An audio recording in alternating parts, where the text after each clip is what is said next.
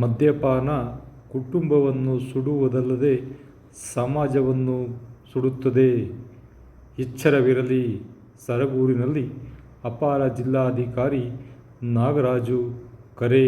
ಮಳವಳ್ಳಿ ತಾಲೂಕಿನ ಸರಗೂರು ಹೊಸಮಠದಲ್ಲಿ ಶ್ರೀ ಕ್ಷೇತ್ರ ಧರ್ಮಸ್ಥಳ ಯೋಜನೆ ವತಿಯಿಂದ ಆಯೋಜಿಸಿದ್ದ 1836ನೇ ಮಧ್ಯವರ್ಜನ ಶಿಬಿರದ ಸಮಾರೋಪ ಸಮಾರಂಭದಲ್ಲಿ ಭಾಗವಹಿಸಿ ಮಾತನಾಡಿದ ಅವರು, ಮದ್ಯ ವ್ಯಸನದಿಂದ ಕುಟುಂಬ, ಸಮಾಜ ಹಾಳಾಗುತ್ತದೆ. ಎಲ್ಲರೂ ಜಾಗೃತರಾಗಬೇಕಿದೆ. ದುಶ್ಚಟ ಮುಕ್ತ ಸಮಾಜ ನಿರ್ಮಿಸಲು ಎಲ್ಲರೂ ಸಂಘಟಿತರಾಗೋಣ. ಮದ್ಯ ವ್ಯಸನದಿಂದ ಇಡೀ ಕುಟುಂಬವೇ ಸಂಕಷ್ಟಕ್ಕೆ ಸಿಲುಕುತ್ತದೆ. ಬದಲಾವಣೆ ಸಮಯ ಬಂದಿದೆ. ಎಲ್ಲರೂ ಬದಲಾವಣೆಯಾಗಿ ತಮ್ಮ ಕುಟುಂಬ, ದೇಶ ಎಲ್ಲವನ್ನು ರಕ್ಷಿಸಿಕೊಳ್ಳಿ. ಮದ್ಯ ಚಟವನ್ನು ಬಿಟ್ಟು ಸುಸಂಸ್ಕೃತರಾಗುವಂತೆ ಅವರು ಈ ಸಂದರ್ಭದಲ್ಲಿ ಕರೆ ನೀಡಿ ಮಾತನಾಡಿದರು.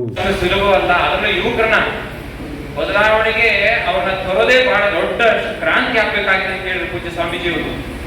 ಅಷ್ಟೇ ಒಳ್ಳೆ ವ್ಯಕ್ತಿನೂ ಆಗ್ಬಹುದು, ವೀರಪ್ಪನ್ ಕೂಡ ಆಗ್ಬಹುದು, ಮಹಾತ್ಮ ಗಾಂಧೀಜಿ ಕೂಡ ಆಗ್ಬಹುದು, ಗೌತಮ ಬುದ್ಧ ಕೂಡ ಆಗ್ಬಹುದು. ಅಲ್ವೇ? ಅದರಲ್ಲಿ ಯಾರ ಕೈಲಿದೆ? ಅದು ಯಾರ ಕೈಲಿದೆ? ಮನಸ್ಸು, ಬುದ್ಧಿ ಮತ್ತು ಸಂಸ್ಕಾರ. ಮನಸ್ಸು, ಬುದ್ಧಿ, ಸಂಸ್ಕಾರ. ದಯವಿಟ್ಟು ನೀವು ಮಂಜುನಾಥ ಸ್ವಾಮಿ ಮೇಲೆ ಹಾಣೆ ಮಾಡಿದಿರಿ, ಪರಮ ಪೂಜ್ಯ ಸ್ವಾಮೀಜಿಯವರ ಸಾನ್ನಿಧ್ಯದಲ್ಲಿ ಕತ್ಕೊಂಡಿದ್ದೀರಿ 8 ದಿವಸ. ಜ್ಞಾಪಕ ಇಟ್ಕೊಳ್ಳಿ, ಪಾಪ ಬಿದ್ದು ಬಿಡುತ್ತೆ ನಿಮ್ಮ ಮೇಲೆ. ಪಾಪ ಪ್ರಾಯಶ್ಚಿತ್ತ ಮಾಡ್ಕೋಬೇಕಾಗುತ್ತೆ. ನೀವೇನಾದ್ರೂ ಈ ಹೊಸಲು ದಾಟಿ ಹೋದ್ಮೇಲೆ ಅಂತ ದುರಭ್ಯಾಸಗಳಿಗೆ ಹೋದ್ರೆ ನೀವು ಮುಂದಿನ ಜನ್ಮದಲ್ಲಿ ನಾಯಿ, ನರಿ, ಕತ್ತೆಯಾಗಿ ಬಿಡ್ತೀರಿ. ಹುಷಾರ್. ದಯವಿಟ್ಟು ನಿಮ್ಗೆ ಭಗವಂತ ಮಂಜುನಾಥ ಸ್ವಾಮಿ ಪಾಪ ನಿಮ್ಗೊಂದು ಅವಕಾಶ ಮಾಡಿಕೊಟ್ಟಿದ್ದಾರೆ. ಪರಿವರ್ತನೆಗೆ ಒಂದು 8 ದಿವಸ ನಿಮ್ಗೊಂದು ತರಬೇತಿ ಕೊಟ್ಟಿದ್ದಾರೆ. ನಿಮ್ಮ ಮನಸ್ಸನ್ನ ನಿಗ್ರಹಿಸುವಂತಹ ಸಂಕಲ್ಪ ಮಾಡಲಿಕ್ಕೆ ಅವಕಾಶವನ್ನ, ಬುದ್ಧಿಶಕ್ತಿನ ಕಲಿಸ್ಕೊಟ್ಟಿದ್ದಾರೆ. ನಿಮ್ಮ ಮನಸ್ಸನ್ನ ಹಾಗೆ ಹರಿದು ಬಿಡಬೇಡಿ. ಮನಸ್ಸನ್ನ ಹೆಂಗೆ ಬೇಕಂಗೆ ಬಿಟ್ರೆ ಅದು ನಿಮ್ಮನ್ನ ತಿಪ್ಪಲಾಗ ಆಡಿಸ್ಬಿಡುತ್ತೆ. ನಿಮ್ಮ ಬುದ್ಧಿನ ಹಾಕಿ ಕುಳಿದು ಬಿಡುತ್ತೆ. ಕಂಟ್ರೋಲೇ ಸಿಗಲ್ಲ ನಿಮ್ಮಿಂದ. ಅವಾಗ ಏನು ನಿಮ್ಮ ಕುಟುಂಬಕ್ಕೆ, ನಿಮ್ಮ ಮನೆಯವರಿಗೆ, ಮಕ್ಕಳಿಗೆ, ನಿಮ್ಮ ಸಮುದಾಯಕ್ಕೆ, ರಾಷ್ಟ್ರಕ್ಕೆ ಏನು ಉಪಯೋಗ ಆಗಲ್ಲ.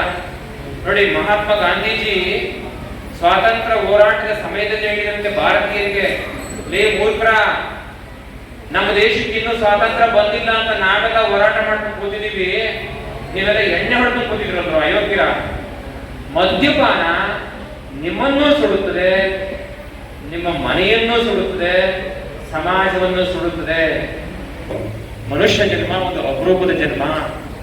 ಮನುಷ್ಯನಿಗಿರುವಂತ ಬುದ್ಧಿಶಕ್ತಿ ಯಾವುದೇ ಪ್ರಾಣಿಗಳಿಗೆ ಇಲ್ಲ. ಮತ್ತೆ ಯಾರಿಗಿಲ್ಲ? ನಿಮ್ಗೆ ಅರ್ಹತೆ ಇಲ್ವಾ? ನೀವು ನಿಮ್ಮ ಮಕ್ಕಳನ್ನ ಚೆನ್ನಾಗಿ ಓದಿಸಬಾರ್ದ? ಸಂಸಾರ ನೆಮ್ಮದಿಯಾಗಿರ್ಬಾರ್ದ? ಸಂತೋಷವಾಗಿ ಮಕ್ಕಳು ಓದ್ಕೊಂಡು ಮುಂದಕ್ಕೆ ಹೋಗ್ಬಾರ್ದ? ನೋಡಿ, ನಾನು ಹೇಳ್ತೇನ, ನಮ್ಮ ತಾಯಿ ವರ್ಷಕ್ಕೆ 4 ದಿನ ಅನ್ನ ಮಾಡ್ತಿದ್ದು. ಆ ಉಪವಾಸವೇ ನಮ್ಮನ್ನ ಈ ಮಟ್ಟಕ್ಕೆ ತಂದಿತ್ತು. ಗ್ಯಾಸ್ ವರ್ಷ ಪೂರ್ತಿ ಅನ್ನ ತಿನ್ನುವ ಯೋಗ್ಯತೆ ಬೆಳೆಸ್ಕೋಬೇಕು ನಾವು. ವರ್ಷ ಪೂರ್ತಿ ಅಕ್ಕಿ ರೊಟ್ಟಿ ತಿನ್ನೋ ಯೋಗ್ಯತೆ ಬೆಳೆಸ್ಕೋಬೇಕು ನಾವು ಅಂತ ಚಾಲೆಂಜ್ ಮಾಡಿದ್ವಿ. ನಮ್ಮ ತಾಯಿ ತಂದೆಗೆ ಹೇಳಿಲ್ಲ ಈ ಚಾಲೆಂಜ್ ಅನ್ನ. ನೋಡಿ ನೋಡಿ ನೋಡಿ ಕಲ್ತು ಕಲ್ತು ಬುದ್ಧಿನ ಬಿಗಿಯಾಗಿಟ್ಕೊಂಡು, ಎಸ್, ತಂದೆ ತಾಯಿಗಳು ನಮಗೋಸ್ಕರ ಕಷ್ಟಪಡ್ತಾ ಇದ್ದಾರೆ. ಅವ್ರ ಕಷ್ಟವನ್ನೇ ಮೆಟ್ಲು ಮಾಡ್ಕೊಂಡು ನಾವು ಬೆಳಿಬೇಕು, ಅವರಿಗೆ ನಾವು ಕಷ್ಟ ಕೊಡಬಾರ್ದು ಅಂತ ಬಂದಿತ್ತು. ನೋಡಿ, ತಂದೆ ತಾಯಿ ಎಷ್ಟು ಪ್ರೇರಕ ಆಗ್ತಾರೆ. 4 ದಿವಸ ಗೌರಿ ಗಣೇಶ, ಯುಗಾದಿ ಹಬ್ಬ, ಊರಪ್ಪ, ಇನ್ನೊಂದು ಯಾವ್ದಾದ್ರು ಬಸವ ಜಯಂತಿ. ನಮ್ಮೂರಲ್ಲಿ ಬಸವ ಜಯಂತಿ ಮಾಡ್ತೀವಿ. ಒಂದು ಸಣ್ಣ ತಪ್ಪು ಮಾಡಿದೀನಿ, ಯಾರಿಗೇನು ಅನ್ಯಾಯ ಮಾಡಿಲ್ಲ, ಏನೋ ನಮ್ಮ ಕುಟುಂಬಕ್ಕೆ ಸ್ವಲ್ಪ ಅಸಮಾಧಾನ ಆಗಿರ್ಬೋದು, ಹೆಂಡತಿ ಮಕ್ಕಳಿಗೆ ಸ್ವಲ್ಪ ತೊಂದರೆ ಆಗಿರ್ಬೋದು.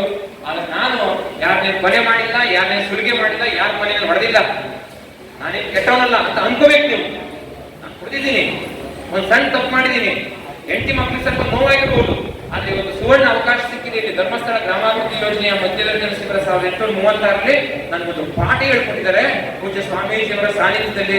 ಎಲ್ರಿಗೂ ಈ ತರ ಸಿಗಲ್ಲ, ಎಲ್ರಿಗೂ ಈ ತರ ಒಂದು ಆಧ್ಯಾತ್ಮಿಕ ಕೇಂದ್ರ ಸಿಗೋಲ್ಲ, ಪೂಜ್ಯರ ಆಶೀರ್ವಾದ ಸಿಗೋಲ್ಲ. ನಿಮಗೆ ಸಿಕ್ಕಿದೆ, ಇಲ್ಲಿ ಜ್ಞಾಪಕ ಇಟ್ಕೊಳ್ಳಿ, ಪದೇ ಪದೇ ಜ್ಞಾಪಕ ಇಟ್ಕೊಳ್ಳಿ. ಆ ದೃಷ್ಟಿಯಿಂದ ನೀವೆಲ್ಲರೂ ಬದಲಾಗುವ ಸಂಕಲ್ಪ ಮಾಡಿಕೊಂಡು ಹಳೆಯದನ್ನೆಲ್ಲ ಮರೆತು ಮಂಜುನಾಥ ಸ್ವಾಮಿ ಮೇಲೆ ಪ್ರಮಾಣ ಮಾಡಿ ಪೂಜ್ಯ ಸ್ವಾಮೀಜಿಯವರಿಗೆ ನೀವೆಲ್ಲ ದುಶ್ಚಟಗಳನ್ನ ಇಲ್ಲೇ ಭಿಕ್ಷೆತರ ಬಿಸಾಕಿ ನಮ್ಮ ದುಶ್ಚಟಗಳನ್ನ ತಾವು ಇಟ್ಕೊಂಡು ನಮಗೆ ಒಳ್ಳೆ ಮಾರ್ಗವನ್ನು ತೋರಿಸಿ ಅಂತ ಹೇಳಿ ಡಾಕ್ಟರ್